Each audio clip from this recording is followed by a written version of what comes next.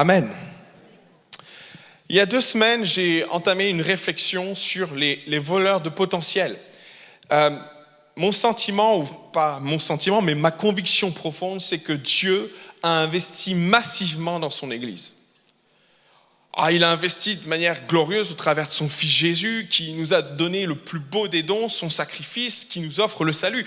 Mais Dieu n'en est pas resté là, il a fait déjà, et c'était bien le plus important, mais il a aussi investi des talents. Et c'est cette parabole magnifique des talents que nous connaissons, Matthieu 25, où Jésus raconte cette histoire de ce maître qui a confié des talents, de précieux talents à des serviteurs. Et c'est toute l'image de ce que Jésus, de ce que Dieu a investi dans l'Église. Il a investi massivement. Et nous avions vu que cet investissement, quelque part, il ne nous appartient pas. Dieu a investi, mais il nous a dit, il nous fait comprendre que nous aurons des comptes à rendre. Parce que le désir de Dieu, c'est que cet investissement se multiplie, c'est que cet investissement grandisse au sein de son peuple, c'est que son investissement grandisse. Et on connaît cette parabole, il a donné 5, et puis il a multiplié, et il s'est retrouvé avec 10. Il a donné 2, il s'est retrouvé avec 4. Et puis il y en a un qui en avait qu'un, il l'a enterré, et puis ça s'est mal passé pour lui. Alors nous rendrons des comptes. Maintenant, ce qui est intéressant, c'est de mettre cette parabole, et c'est ce que nous avions fait la dernière fois, cette parabole des talents en parallèle avec l'histoire de Gédéon. Et quand on met cette parabole et l'histoire de Gédéon, on se rend compte que Dieu a investi dans Gédéon. On peut en douter de par son cursus, mais ma conviction profonde, c'est que Gédéon avait reçu des choses de la part de Dieu. Il va lui dire plusieurs choses. Il va lui dire « vaillant guerrier ». Il va lui dire « va avec cette force que tu as ». Ça nous donne le sentiment, malgré tout, que malgré la perception qu'on peut avoir de ce texte, que Gédéon a reçu un investissement de la part de Dieu. Maintenant, que va-t-il faire ou comment les choses vont se passer? Il va prendre conscience de son investissement, mais on va se rendre compte que malgré le fait qu'il prenne conscience, ça ne va pas être simple pour Gédéon. Et finalement, l'histoire de Gédéon, nous pourrions nous l'approprier ce matin en disant « Mais Seigneur, j'ai tellement reçu, mais combien j'ai du mal à mettre en œuvre le potentiel que tu as mis en moi, combien j'ai du mal à faire fructifier l'investissement. » Et en même temps, je me dis « Seigneur, il y a quand même quelque chose de capital. Tu nous dis que, Seigneur, on va devoir rendre des comptes pour ça. » Et il y a quelque chose de pressant sur mon cœur que je veux partager depuis quelque temps sur les voleurs de potentiel, parce que ma conviction, c'est que Gédéon était confronté à un problème profond, à même plusieurs problèmes profonds, à des voleurs de potentiel, qui amenaient Gédéon à lutter avec l'investissement divin en lui. Peut-être qu'il souhaitait l'investir, il souhaitait le faire multiplier, mais combien ça a été compliqué. Et on connaît l'histoire de Gédéon. La dernière fois, nous avions mis plusieurs accusés sur les bancs, puisqu'on parle de voleurs. Et nous en avions vu plusieurs, nous avions vu la peur. Et finalement, lorsqu'on regarde le texte et quand on regarde comment Dieu parle à Gédéon, on se rend compte que peut-être la peur, on pourrait penser que Gédéon était apeuré quand Dieu va l'appeler et va lui dire « vaillant héros ». Et souvent, on a cette image d'un Gédéon qui est au fond de son pressoir en train de frapper le froment. Et on se dit « Gédéon est apeuré » et Dieu vient le voir et va lui dire « vaillant héros ». Comme un peu pour bousculer Gédéon et lui dire « hey Gédéon, cesse d'avoir peur ». J'ai même entendu une fois que finalement, Dieu pouvait être sarcastique. Vous croyez que Dieu est sarcastique? Dieu n'est pas moqueur. Dieu n'est pas sarcastique. Et finalement, mon sentiment, c'est que Gédéon était loin d'être un homme peureux. D'ailleurs, son attitude nous amène à penser que Gédéon était en résistance par rapport à Madian. Gédéon n'avait pas baissé les bras. Le fait qu'il frappe le froment dans un réservoir ou dans un pressoir m'invite à penser que Gédéon n'avait pas baissé les bras. Au contraire, il se battait à sa façon. Et dans le pressoir, il luttait à sa manière. Il refusait d'abandonner. Souvent, on a eu cette image d'un Gédéon apeuré qui tremblait comme une feuille. Mais permettez-moi de penser que à mon sens, et vu le contexte et l'ensemble et tout le changement qui va s'opérer dans l'histoire de Gédéon, Gédéon était loin d'être un homme peureux. Quand Dieu va appeler Gédéon, il va lui dire vaillant guerrier, il y a d'autres traductions, et une autre traduction m'a interpellé. Il dit guerrier sans peur. Dieu ne se trompe pas quand il appelle Gédéon et qu'il lui dit vaillant guerrier, quand il lui dit guerrier sans peur, quand il l'appelle, il l'interpelle sur ce qu'il est. Et Gédéon ne rechigne pas à cela. Il ne contredit pas l'Éternel sur le fait qu'il soit courageux. Alors on a souvent mis la peur sur le banc des accusés. Et finalement, quels peuvent être les autres accusés? Si la peur n'est pas la raison qui limitait le potentiel de Gédéon, quels peuvent être les autres? Et j'en avais partagé deux autres. Le premier, c'est notre perception de nous-mêmes. Vous savez, on n'est jamais le mieux placé pour savoir ce à quoi on est appelé. On n'a pas forcément le regard objectif sur nous-mêmes. On est trop dedans, si je puis dire. Et par moments, il nous faut un miroir qui vient nous renvoyer la réalité de ce que l'on est. Parce qu'on ne se voit pas réellement tel que l'on est. Par contre, celui qui nous connaît mieux que personne, lui sait. Et c'était le cas pour Gédéon. Gédéon était un homme courageux qui se battait dans un pressoir.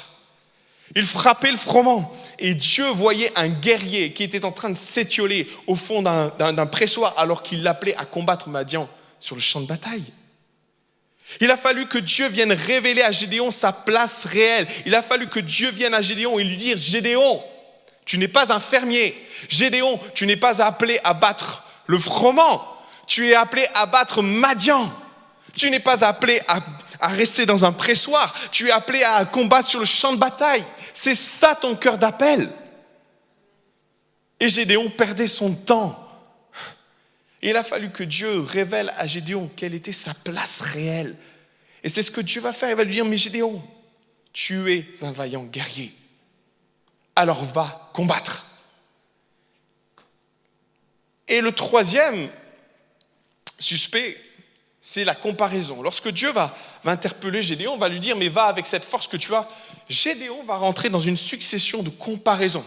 Il va dire, mais tu sais, Seigneur, ma famille est la plus petite de Manassé. Et puis là, on les entend. Et puis, moi, je suis le plus petit de ma famille. Et vous savez, ce qu'il est en train de faire, Gédéon, c'est de l'autodénigrement. Au lieu de voir le potentiel qui est en lui, au lieu de voir ce qui est positif en lui, au lieu de rentrer dans une comparaison positive, parce qu'il y a de la comparaison positive, Gédéon est en train de se dénigrer. Et finalement, il est en train de couper le potentiel qui est en lui. J'ai vu, et la comparaison aussi nous amène à voir plutôt le verre à moitié vide plutôt que le verre à moitié plein. Et pire, la comparaison amène Gédéon à voir ce qu'il n'a pas. Et vous allez en convenir, quand on se compare à des personnes, on se compare sur ce qu'on n'a pas et ce qu'on voit chez les autres. Non? Ouais? Rarement on se compare dans le sens inverse. Ah, mais moi j'ai ça, lui il l'a pas. Hein? Alors des fois c'est en raisonnant et en se disant, finalement c'est vrai, le Seigneur m'a quand même béni. Mais généralement quand on se compare, mes frères et sœurs, c'est juste pour mettre en évidence ce qu'on n'a pas. Et vous savez ce qui est terrible dans ce texte, c'est que Dieu vient juste de lui dire, Gédéon, va avec cette force que tu as. Qu'est-ce que dit Gédéon? Laquelle? La comparaison l'amène à ne pas voir le potentiel qui est en lui. Et la comparaison, mes frères et sœurs, j'aimerais vous le redire, c'est l'un des pires voleurs de potentiel. Et il a fallu que Dieu prenne patience avec lui pour l'amener à réaliser qui il est et ce à quoi il est appelé. Ce matin, j'aimerais aller plus loin dans les voleurs de potentiel avec vous, parce que nous en avons vu quelques-uns, mais il en reste. Et peut-être sur le banc des suspects, ce matin, nous pourrions mettre un nouveau suspect. Et j'ai appelé ce suspect les circonstances. Parce qu'autour de Gédéon, il y avait des circonstances. Gédéon aurait pu en parler lui-même et il en a parlé. Quand l'ange de l'Éternel vient le voir, il lui explique que voilà, on est sous la pression dominante de Madian. Et c'était vrai. Quand Gédéon parle de cette situation, la Bible nous éclaire un peu plus sur la réalité de ce que c'était. Israël était sous l'oppression madianite depuis plus de 7 ans. Et cette pression était là et venait les accabler. Et vraiment, voyez Madian comme un voleur. Parce que dès que Israël se mettait à l'œuvre, dès que Israël venait construire, entreprenait quelque chose, de suite derrière, Madian venait et ravageait tout.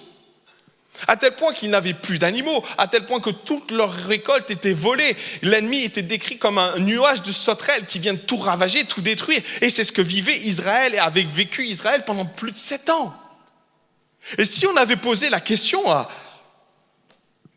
notre Gédéon, on lui avait dit, mais Gédéon, pourquoi vous n'arrivez pas à vous développer? Pourquoi tu n'arrives pas à multiplier les talents que Dieu t'a donnés? Pourquoi tu n'arrives pas à aller plus loin? Pourquoi ton potentiel reste ce qu'il est? Gédéon aurait certainement répondu, c'est la faute à Madian.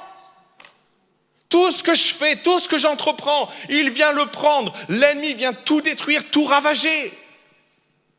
À tel point, regarde l'ange de l'Éternel, je suis en train de frapper le froment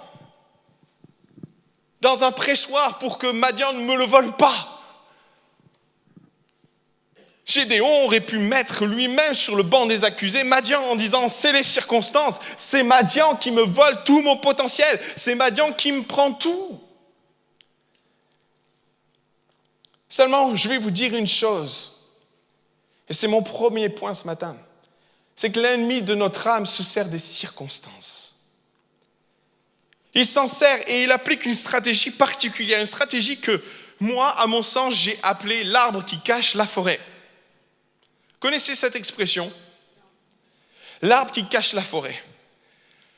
Qu'est-ce qui se passe? Je pense que si on avait posé la question à Gédéon, qu'on lui avait posé, mais quel est le voleur de potentiel? Il aurait dit probablement, c'est Madian.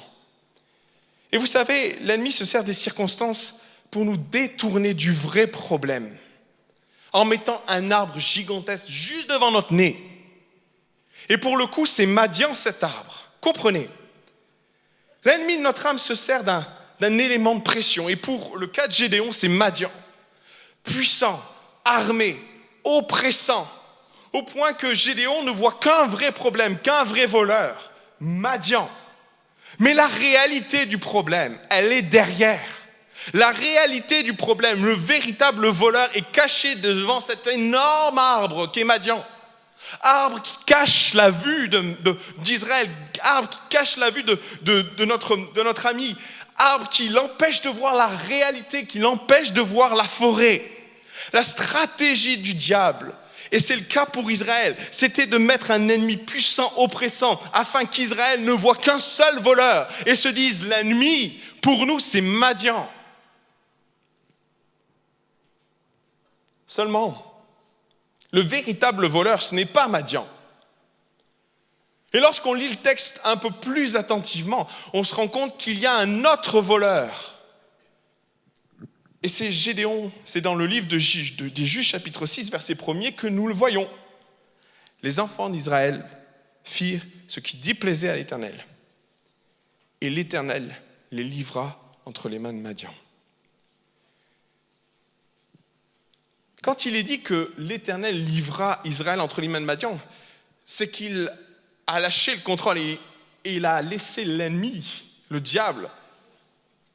Il a dit, ils ne veulent pas de moi. Juge chapitre 6, verset 1er. Et dans ce contexte-là, le diable vient avec Madian attaquer Israël, opprimer Israël, mettre un arbre énorme devant eux pour les détourner du véritable problème. L'oppression est telle. Et dans l'esprit de Gédéon, comprenez ce qui se passe. Gédéon n'a pas de mots pour le véritable problème. Il n'en parle pas. Ça n'apparaît même pas dans son esprit, dans ses explications. Mais le véritable problème, le véritable voleur, c'était l'idolâtrie qu'il y avait au milieu du peuple d'Israël. La preuve en est, à partir du moment où Dieu va susciter Gédéon, la première chose que Dieu va demander à Gédéon, c'est de détruire l'autel de Baal, qui n'était pas dans son village, mais qui était sur les terres de sa famille. Madian est tellement énorme qu'il ne voit pas que le voleur de potentiel est sur son terrain. Tellement aveuglé par l'oppression que l'ennemi vient mettre, l'arbre qui cache la forêt, c'est l'autel de Baal qui est sur son terrain à lui. Et l'ennemi est tellement fin, la stratégie est tellement forte, l'ennemi est tellement oppressant que Gédéon ne voit rien d'autre que Madian qui l'attaque et qui le vole. L'arbre qui cache la forêt. C'est une stratégie que l'ennemi utilise pour nous détourner du véritable problème. Et Gédéon ne voyait qu'un problème, Madian. Mais jamais Gédéon n'a vu le problème de Baal sur son terrain. Tous les matins en se levant, il le voyait. Tous les soirs en rentrant du boulot, il y allait. Quand il allait travailler dans les champs, il le voyait. Il rentrait des champs, il le voyait. C'était devant ses yeux. Mais parce que Madian, parce que la stratégie de l'ennemi était tellement forte, l'arbre était tellement gros qu'il ne l'a jamais vu.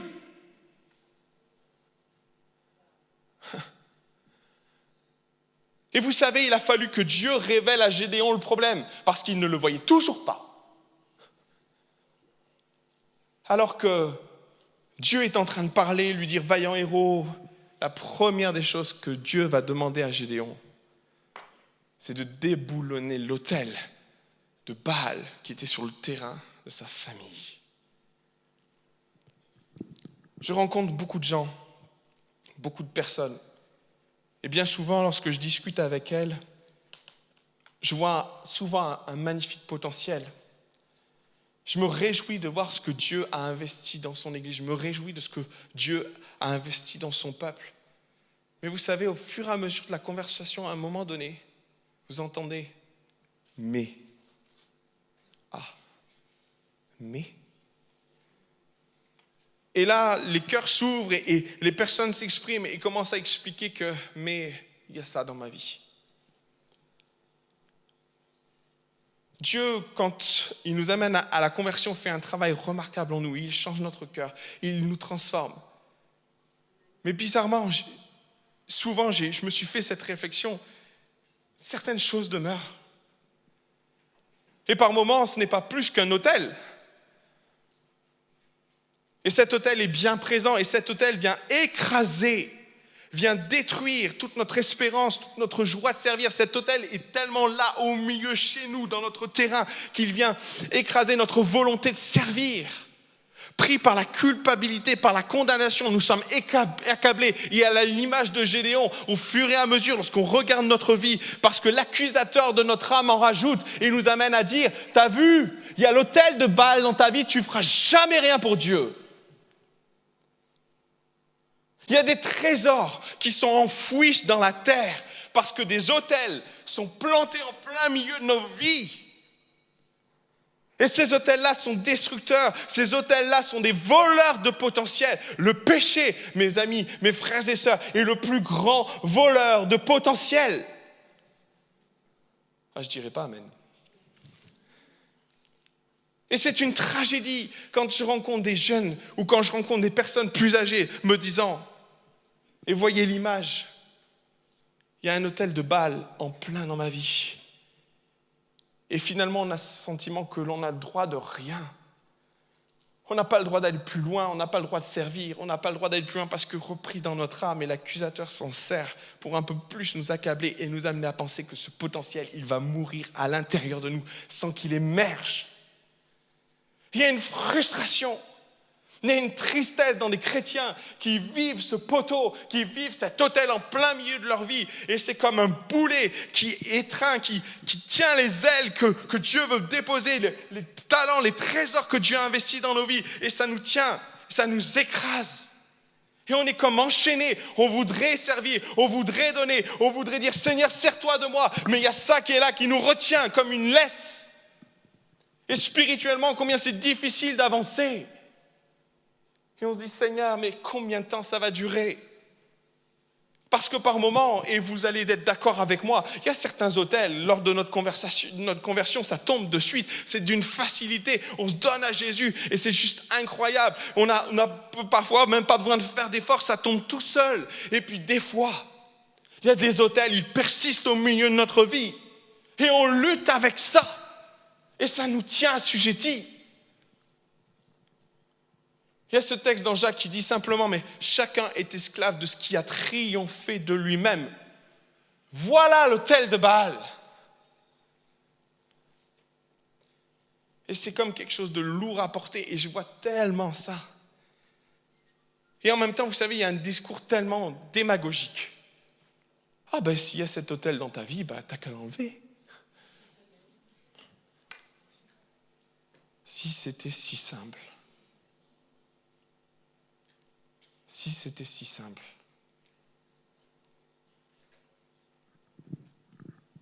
Quand Gédéon va entendre cette parole de Dieu, vous voulez bien qu'on lise ce texte ? Juge chapitre 6.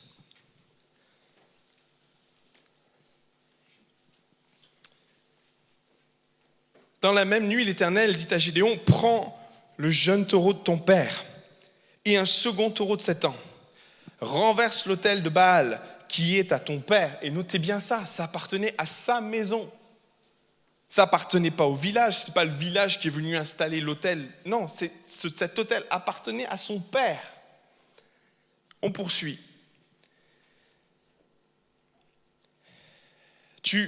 Voilà, j'y suis, excusez-moi. Renverse l'autel de Baal qui est à ton père et abat l'idole qui est dessus. Tu bâtiras ensuite et tu disposeras notez bien, sur le haut de ce rocher, donc c'était un point culminant, un autel à l'Éternel ton Dieu. Tu prendras le second taureau et tu offriras un holocauste avec le bois de l'idole que tu auras abattu. Gédéon prit 10 hommes parmi ses serviteurs et fit ce que l'Éternel avait dit. Mais comme il craignait, et notez bien ça, la maison de son père et les gens de la ville, il l'exécuta de nuit et non de jour.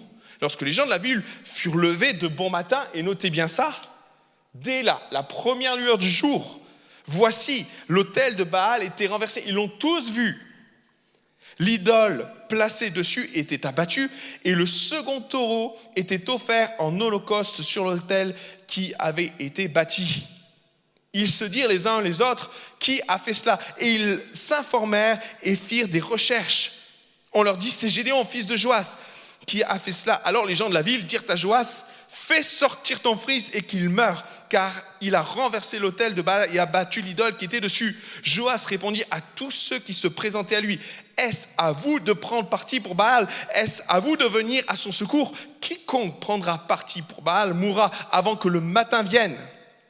Si Baal est un dieu, qu'il plaide lui-même sa cause, puisqu'on a renversé son autel. Et en ce jour-là, on donna le nom de Gédéon, à Gédéon le nom de Jérubbaal en disant que Baal plaide contre lui, puisqu'il a renversé son autel.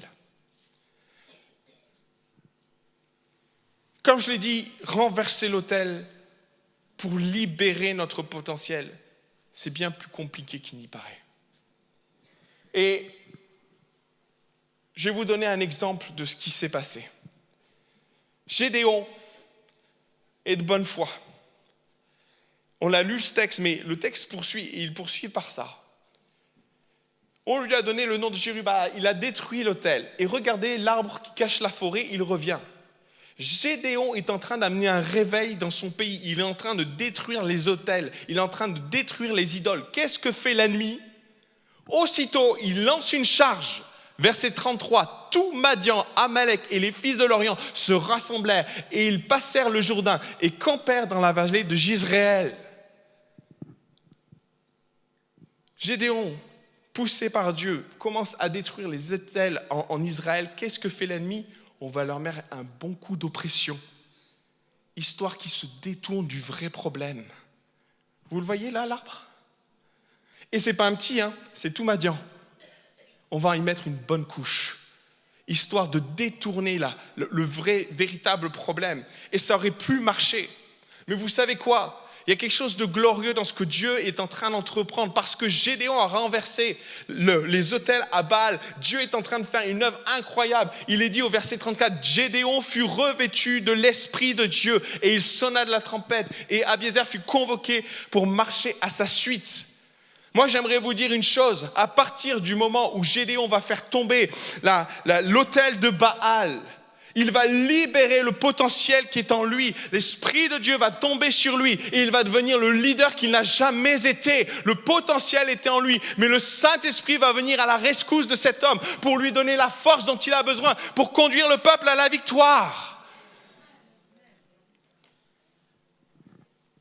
Quand Baal est renversé, le potentiel est libéré.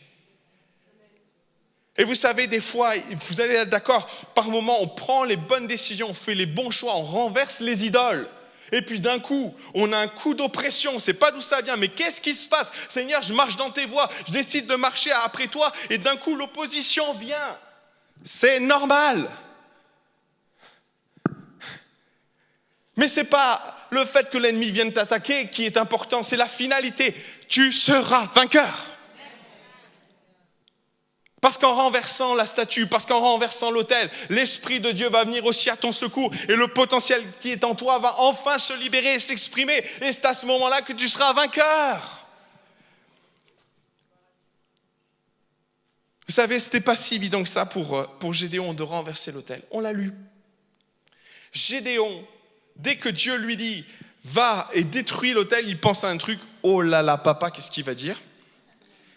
Et le village... Et je peux vous dire une chose, c'est que dès les premières secondes où il entend ça, il sait ce qui se passe. Il a très vite compris qu'il risquait sa peau en allant détruire l'autel. Il l'a su de suite. C'est pour ça que je vous dis que Gédéon, il est loin d'être peureux. Parce qu'il y est quand même allé. Maintenant, on pourrait dire, ah mais il y est allé de nuit. Vous savez quoi? Souvent, on interprétait ça comme de la lâcheté. Mais moi, je vais vous dire, c'était de la sagesse. Parce que l'autel de Baal, on l'a lu ensemble, il était tout en haut de la montagne. Tout le village le voyait. Sa famille habitait juste à côté. À partir du moment où, s'il y était allé 2 jours, la première pierre qu'il allait enlever allait signer son arrêt de mort. Et alors là, le projet de Dieu délivrer son peuple, mince, le libérateur, il s'est arrêté à la première pierre. Mais vous savez quoi? Par moments, face aux Baals qui sont dans nos vies, et je vais amener une notion tellement importante ce matin. On reçoit, le Saint-Esprit nous parle par rapport à ces Baals qui peuvent être éventuellement dans nos vies. Il nous dit, il faut que ça disparaisse. On l'entend, et puis vous savez, des fois, on veut saisir cette parole et on dit, Seigneur, je vais l'enlever, mais vous savez, on va très vite, on va trop vite par moments. Et on oublie de réfléchir, on manque de sagesse. Si Gédéon n'avait pas réfléchi à ce qu'il faisait, avait répondu de suite à l'appel de Dieu en disant « Je vais enlever l'autel de Baal », il serait mort. Parce que sa famille ne lui aurait jamais laissé le temps. Vous savez ce que c'était que ces autels? C'était des trucs énormes. Par moments, ça pouvait faire jusqu'à 1 mètre de haut sur 10 mètres de côté. Les stèles étaient juste énormes. C'était des blocs monolithiques. J'en ai un, je vais vous montrer. Et pour déplacer ça, à partir du moment où il allait juste commencer à mettre une corde autour de ce truc, on allait lui mettre une corde au cou. Et je pense que la réaction, l'attitude de Gédéon est intelligente. Et ce matin, vraiment, je ne voudrais pas vous dire et venir avec un discours qui dit simplement, voilà, arrête les idoles. Je trouve au travers de l'exemple de Gédéon, on voit des choses qui sont tellement pertinentes pour vaincre Baal, ces idoles qui sont devant nous. Et l'une des premières choses que Gédéon va faire, c'est réfléchir. Par moments, on manque de sagesse. Et je peux vous dire une chose, on va tellement vite que vous allez comprendre ce que je veux dire. Par moments, on sent le Saint-Esprit qui nous interpelle. Il y a des idoles. Malheureusement, il y en a par moments dans nos vies. Et ces idoles sont là, on sent le Saint-Esprit qui nous interpelle. Et on y va, on va dire, je vais l'enlever de suite. Et vous savez quoi, bien souvent, parce qu'on s'y prend tellement vite et tellement maladroitement, qu'au final, elle y reste, cette idole. Et vous savez quoi, il y a un double sentiment, parce qu'on a eu le sentiment d'avoir une parole de Dieu qui nous invitait à l'enlever, et puis on n'y est pas arrivé. Alors en plus, il y a un sentiment d'échec qui vient sur vos vies. Et là, vous n'en sortez plus. Il y a des combats, malheureusement ou heureusement, qu'il faut mener avec intelligence. Dieu a dit à Gédéon de l'enlever, certes, mais il ne lui a pas dit comment faire. Il va lui dire 2 choses. Prends 2 taureaux, pas mal. Il fallait au moins ça pour déplacer, faire tomber ce truc. Mais ce que j'aime dans la réflexion de Gédéon, c'est qu'il craignait la réaction de son père, il craignait la réaction du village, alors il va y aller de nuit. Parce que Dieu ne se cantonnait pas à lui dire d'enlever un autel, il lui disait aussi d'en bâtir un nouveau. Ah ouais, on casse et on reconstruit derrière. La tâche était juste gigantesque. Et si Gédéon n'avait pas réfléchi, il ne serait jamais allé au bout de ce que Dieu lui demandait. Et je peux vous dire, des fois, quand il y a un bloc monolithique dans nos vies, on veut l'enlever et on y va trop vite. Et à un moment donné, je veux vraiment croire que Dieu veut parler à quelqu'un ce matin. Agis avec sagesse. Agis avec sagesse. Demande à Dieu même de t'éclairer, de te montrer comment faire. Parce que tu sais qu'il y a des enjeux, parce que tu sais que tu veux bien l'enlever ce bloc, mais c'est tellement compliqué. C'est vraiment pas simple. Tu as envie de le faire, et ça te presse sur ton cœur. Mais Dieu veut te dire ce matin, réfléchis. Ne te précipite pas. Ça, c'est la première chose que j'ai dit on va faire. Deuxième chose que j'ai dit on va faire. Le texte dit une chose juste magnifique. On peut revenir à la suivante. Avant. Après. Voilà. Il va exécuter ça de nuit, non de jour. Il a réfléchi, il s'est dit, si je veux avoir le temps de faire le boulot, il faut y aller de nuit. Très bien. Mais regardez ce qu'il va faire. Et ça, Dieu ne lui dit pas. Il va prendre 10 hommes avec lui. Ça m'a interpellé parce que des fois, il y a des blocs, il y a des idoles dans nos vies qu'on ne pourra jamais déplacer tout seul. Alors il y aura l'aide du Seigneur, certes, mais on a aussi besoin de l'Église. L'Église est aussi dans ses combats. On l'oublie bien souvent, mais il y a ce texte dans Jacques chapitre 5, verset 26 qui dit « Mais confessez vos péchés mutuellement ». S'il y a une raison à cela, à l'existence de ce texte, c'est qu'à un moment donné, par moment, face aux autels de Baal qui sont bien ancrés dans nos vies, il nous faut du secours. Par moment, il nous faut l'aide de la prière. Par moment, il faut trouver quelqu'un à dire « Je combats, c'est dur, c'est une lutte ». Et vous savez, des fois, on n'est jamais, et je veux vraiment croire ça au mieux de nous, mais on n'est jamais fiers d'avoir un bloc de Baal dans nos vies installé sur le propre terrain. Même à la limite, je peux vous dire, on en a honte, on va le cacher aux frères et sœurs, on ne va surtout pas en parler parce qu'on vit tellement là-dessus, on a tellement honte que tout le monde voit ça ou que certains puissent le voir, d'être jugés, d'être accusés, pointés du doigt, mais il y a ça dans ta vie, mais tu n'as pas honte. Mais l'Église n'est pas là pour accuser. Quand ton frère a péché, essaie de le sauver. Essaie de lui tendre une main secourable, prie avec lui, secours-le. Et c'est ce que Gédéon, à mon sens, va faire quand il va voir qu'il y a ce bloc, quand il va comprendre, l'Esprit de Dieu va lui révéler l'horreur, la transgression, le crime d'Israël, la perfidie, la prostitution d'Israël. C'est ce qu'Osée compare lorsqu'Israël va voir un autre Dieu. C'était considéré aux yeux de Dieu comme une prostitution. Et quand Gédéon va réaliser ça, il va convoquer 10 serviteurs, 10 hommes de confiance, parce qu'il fallait qu'ils aient confiance en eux, 10 personnes sur qui ils pouvaient se reposer, parce que la tâche était bien au-delà de ses propres forces. Même s'il avait 2 bœufs pour l'aider, il fallait d'autres hommes pour l'accompagner. Et par moments, mes frères et sœurs, on est en train de s'attaquer tout seul à l'autel de Baal et on s'épuise parce que la tâche est trop dure. Galates chapitre 6 nous invite à partager nos fardeaux. Et par moments, vous savez, mes frères et sœurs, c'est aussi partager nos combats. C'est aussi partager la tâche qui est à un moment donné, des fois dans nos vies, de détrôner l'autel de Baal qui règne, bien ancré. Troisième chose, il va se passer un miracle. Pour Gédéon, un miracle juste étonnant. L'autel de Joas, parce que c'est l'autel de son père, Joas. Gédéon va détruire l'autel que son papa a peut-être bâti lui-même. Et cet autel, c'était l'autel du village. Et cet autel, il était tout en haut d'une colline, il était vu de tous. C'était l'autel de la famille de Gédéon. L'autel de Baal appartenait à la famille de Gédéon, appartenait au père de Gédéon. Et il va se passer un truc Je ne l'explique pas, mais pour moi, ça appartient du miracle. Ça appartient de ce que Dieu peut faire. Ça appartient de la grâce de Dieu. Parce qu'à un moment donné, quand nous prenons les bonnes décisions, mon frère, ma soeur, tes craintes, Dieu s'en charge. Quand tu décides de renverser l'autel de Baal, quand tu décides dans ton cœur de le faire et de faire un acte de foi par moment, de renverser l'autel, et tu as des craintes pour ton père, tu as des craintes pour le village, tu as des craintes pour tous ceux qui t'entourent, qu'est-ce qu'ils vont dire, qu'est-ce qu'ils vont penser, Dieu va s'en occuper.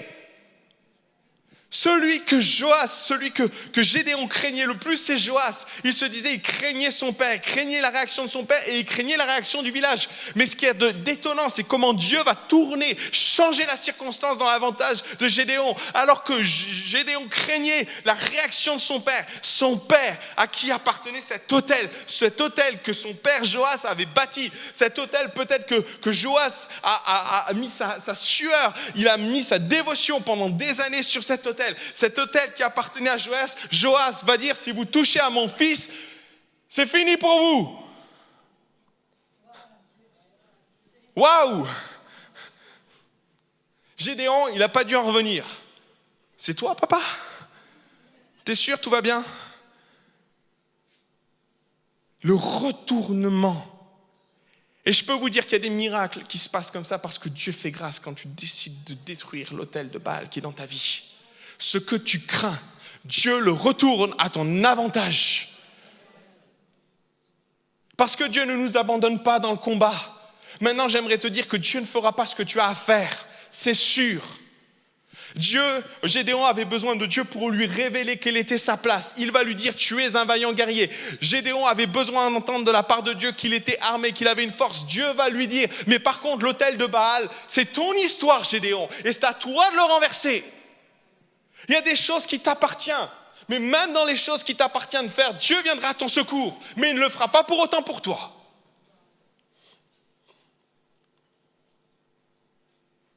Moi, je veux t'encourager ce matin à réaliser que tu peux vaincre l'autel de Baal dans ta vie. Je ne te dis pas que c'est simple. C'est un combat. Mais si tu agis avec sagesse, si tu agis avec l'aide de tes frères et sœurs, sois sûr et certain que Dieu mettra sa grâce dans l'histoire. Parce que Dieu fait grâce et qu'il nous aide à vaincre les autels qui se dressent dans nos vies. Il y a une chose qui est remarquable et je vais revenir juste dessus. À partir du moment où l'autel de Baal va être renversé, Gédéon va être libéré. Il va être libéré du plus grand voleur de potentiel, le péché. Et Gédéon va enfin rentrer dans sa destinée. Qu'il en soit de même pour toi ce matin. Que l'autel de Baal disparaisse. On ne te condamne pas. On ne t'accuse pas. Mais on veut t'amener à réaliser ce matin simplement que l'autel de Baal est en train de voler l'investissement de Dieu dans ta vie. On veut t'amener à réaliser qu'aussi difficile qu'il puisse être à déloger, Dieu va t'aider. Tu n'es pas livré à toi-même. Ce n'est pas simplement une parole, il faut enlever l'autel. Fais-le avec sagesse, fais-le avec l'aide de tes frères et sœurs et l'Éternel viendra tourner ton ennemi à ton avantage. Et celui peut-être même que tu crains le plus va se tourner vers toi, va tendre la main. Parce que c'est ce que Dieu est capable de faire. Alors le potentiel sera libéré dans ta vie. Alors tu rentreras dans la plénitude de ce que Dieu a pour toi. Que ton nom soit loué et béni, Jésus. Amen, Seigneur. On veut réaliser ce matin, encore une fois, que tu as investi massivement dans nos vies. Et on veut laisser aucun voleur nous prendre l'investissement divin. Et on veut en aucun cas laisser l'ennemi nous voler ce que tu nous as donné. Et si peut-être ce matin, au milieu de nous, il y a des frères et sœurs qui sont dans la lutte et dans le combat parce qu'il y a un autel de Baal dressé dans leur vie. Je ne sais pas pourquoi il est encore là. Je ne sais pas pourquoi l'œuvre de rédemption, l'œuvre de salut, l'œuvre de transformation, de régénération n'est pas allée au bout. Mais c'est le cas. Par moments, des fois, Seigneur, on a lutté avec des choses dans nos vies. Mais Seigneur, ce matin, tu veux mettre l'accent sur le fait qu'ils doivent disparaître, mais tu ne nous dis pas simplement de nous débrouiller, tu nous montres la marche à suivre, tu nous montres le mode d'emploi, tu nous dis, mais fais-le avec sagesse. Sois aidé, sois porté. Et moi, je ferai le reste. Ce qui te fait peur, je vais m'en occuper. Fais l'acte, brise la chaîne. Et moi, je viendrai tourner les circonstances à ton avantage. Et tu vaincras Madian. Tu détruiras l'arbre qui cache la forêt. Et tout ce qu'il y a avec. Et tu rentreras dans la plénitude du potentiel que tu as pour ta vie. Alors Seigneur, ce matin, on veut que par ton esprit, tu viennes nous aider à briser les autels dédiés à Baal pour libérer le potentiel que tu as investi dans nos vies. Au nom de Jésus. Au nom de Jésus. Aide-nous, donne-nous la force, donne le courage et que les Baals tombent et que les autels dédiés à l'ennemi tombent et que ton peuple soit libéré dans le nom de Jésus. Amen et amen. Que le Seigneur soit loué et béni.